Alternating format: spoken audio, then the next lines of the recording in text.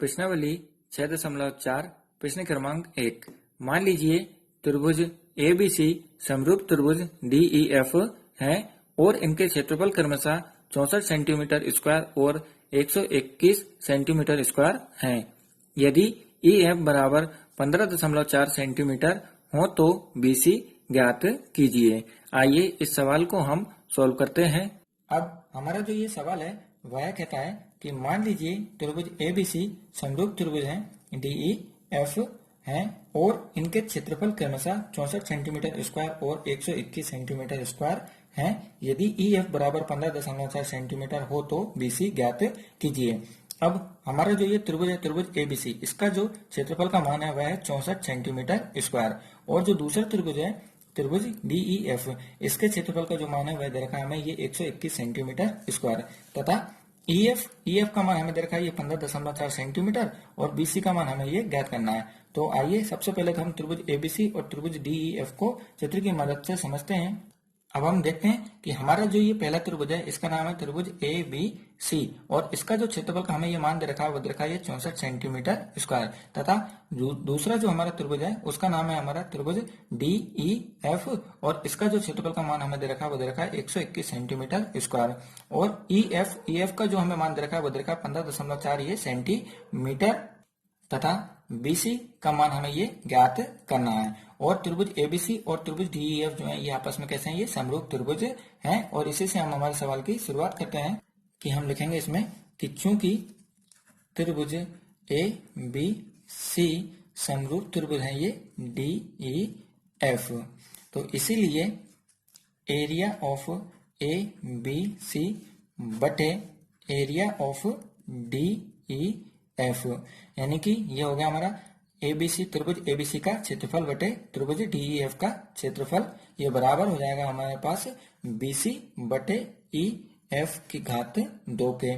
तो area of ABC यानी कि त्रिभुज एबीसी का क्षेत्रफल का जो मान था वह कितना था, ये 64 था और एरिया ऑफ डीईएफ यानी कि त्रिभुज डीईएफ के क्षेत्रफल का जो मान था वह कितना था, ये 121, ये बराबर के बराबर। अब बीसी, तो ये बीसी का मान तो हमें ज्ञात करना है। फिर इधर ये ईएफ, तो ईएफ का मान हमें दे रखा है ये 15.4 की घात कितना हो जाएगा, 2।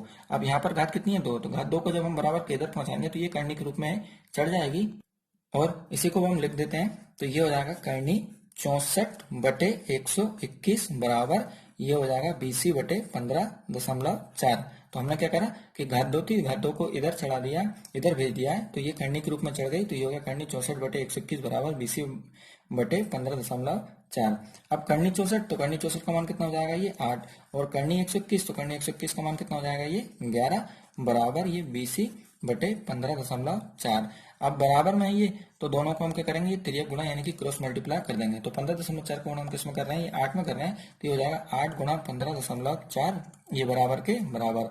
और इधर 11 को गुणा किसमें कर देंगे हम, बीसी में, तो ये हो जाएगा 11 गुणा बीसी। अब 11 जो है ये गुणा में है बीसी के, तो बीसी के साथ जब ये गुणा में है तो हम क्या करेंगे, जब इन्हें बराबर के इधर पहुंचाएंगे तो ये जो 11 है ये बटे में आ जाएगा, तो ये हो जाएगा 8 गुणा 15.4 बटे 11 बराबर कितना हो जाएगा, ये बीसी। अब यहाँ पर 15 के बाद ये 0.4 है, तो दशमलव को जब हटाएंगे तो नीचे हम क्या करेंगे, एक 0 इस तरह से बढ़ा देंगे और इसे हम काटते हैं, तो ये हो जाएगा 11 एकम 11, ये 11 एकम 11, तो 15 में से 11 काट कितना हो जाएगा, 4 आएंगे तो 44, तो ये हो जाएगा 11 चुक्को 44। तो ऊपर जो हमें मान मिल रहा है वह मिल रहा है 8 गुणा 14 बटे नीचे मिल रहा है ये मान 10 बराबर हो गया ये बीसी। अब 14 कितना होता है, ये 112, तो बटे कितना हो गया, ये 10 बराबर हो गया ये बीसी। अब नीचे कितना 10, तो 10 का जब हम इसमें भाग देंगे तो ये हो जाएगा 11.2। इसे हम डायरेक्ट इस तरह से कर सकते हैं, नीचे एक 0 तो एक संख्या पहले ये दशमलव के रूप में हमने इसे बता दिया है। तो हमारा जो बीसी था, बीसी का मान कितना हो गया, ये 11.2। इसी को हम लिख के बता देंगे कि अतः अभिष्ट मान, किसका अभिष्ट मान, तो ये हो गया बीसी बराबर 11.2 प्राप्त हुआ है। तो इसी को हमने बता दिया कि अतः बीसी का जो अभिष्ट मान हमें प्राप्त हुआ है वो कितना हुआ है, ये 11.2 प्राप्त हुआ है।